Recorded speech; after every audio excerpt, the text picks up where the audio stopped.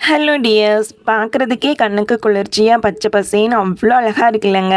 நம்மளாம் ஒரு செடியை நட்டு வச்சு அதை பார்த்து பார்த்து வளர்த்துனா கூட இந்த அளவுக்கு வருமான்னு எனக்கு தெரியல.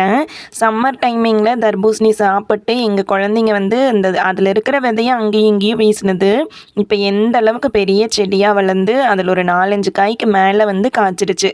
இப்போவும் ஒரு பழம் வந்து நல்லா பெருசாயிருச்சு.